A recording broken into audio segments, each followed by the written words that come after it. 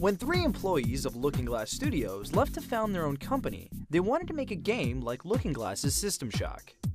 But to their own surprise, EA liked their ideas enough to give them the license to that very game. And so the guys and their new studio, Irrational, got to make System Shock 2, a game that has gone on to be one of the most legendary and influential games in history. After such a triumph with their first game, they excitedly began work on their next titles. Sadly, their next 2 games would never see the light of day.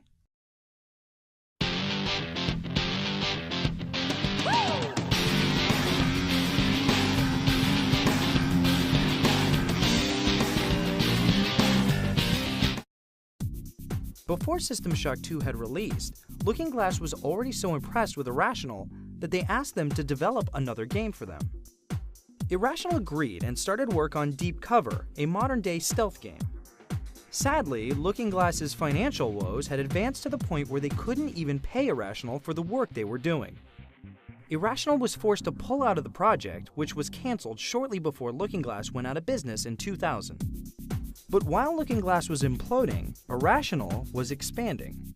In 1999, the company opened a brand new studio in Australia, Irrational Canberra. The new site was headed by Irrational co-founder Jonathan Che, a native Aussie himself. With 2 different studios, the company started work on 2 different games. The Boston crew got to work on their first console game, The Lost, and the Canberra crew began work on a new PC title, Freedom Force. The Lost was an ambitious survival horror game based on Dante's Inferno and set in the modern day. Despite a strong showing at E3 and great expectations from the makers of System Shock 2, Irrational decided to switch game engines halfway through production, a direct break from their rule to design within the boundaries of their current technology. Despite, or perhaps because of this break from their principle, the game had numerous production problems. The publisher, Crave Entertainment, finally severed ties with Irrational and continued work on the project independently. Years went by, but eventually Crave released a heavily modified version of the game in India called Agni, Queen of Darkness in 2008. Irrational had now spent time and money on 2 games that they would never see revenue from. With only 1 other game in development, they needed it to release on time and sell like crazy in order to survive as a company. Fortunately for them, in 2002, Freedom Force did exactly that.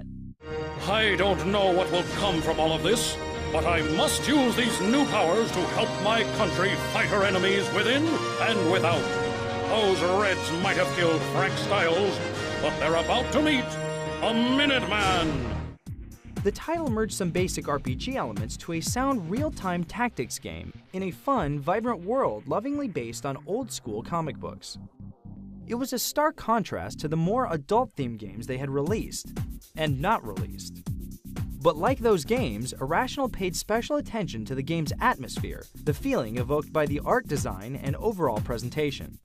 The title starts the player off with one superhero, the patriotic Minuteman, who then goes forth to recruit more heroes in his never-ending quest to fight bad guys. It was praised by critics for having a focused, engaging mission structure that never veered away from the elements that made the game work. The game's great reviews led to great sales, and Irrational could finally breathe a sigh of relief. Well done, team, and thank you, Alchemists. It wouldn't have been possible without you. And their hard work paid off in other ways, drawing the attention of publisher Vivendi. Vivendi owned the rights to the Tribes series of video games, but after the poorly received Tribes 2, developer and creator Dynamics had gone out of business. Vivendi surprised the gaming world when they picked Irrational to develop a new entry.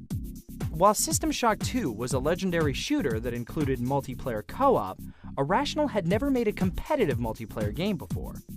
But Irrational accepted the challenge not only to make their first competitive game, but also to create a story-driven single-player campaign for the first time in the series. When Tribes Vengeance released in October 2004, critics lauded it for enhancing and improving the game's core gameplay mechanics, which had stagnated in earlier entries.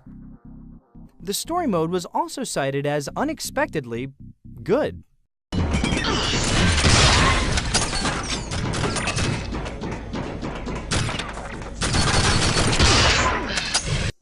It was a sweeping sci-fi epic involving multiple characters over 2 generations, but somehow never got bogged down. As a total package, it was considered a fine return to form for a once great franchise.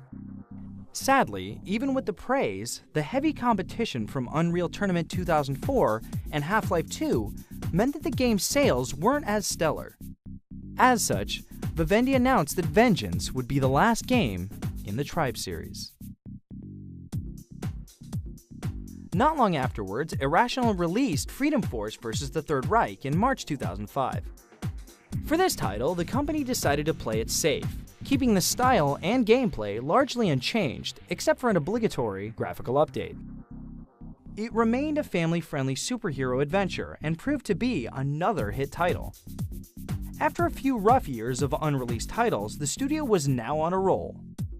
As they looked to their next game, publisher Vivendi reached out to them again with an offer to work on a different franchise.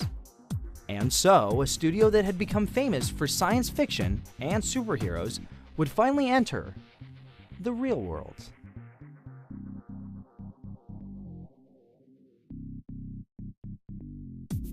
Tune in next time to see how Irrational went realistic before diving beneath the sea. The bomb has been planted!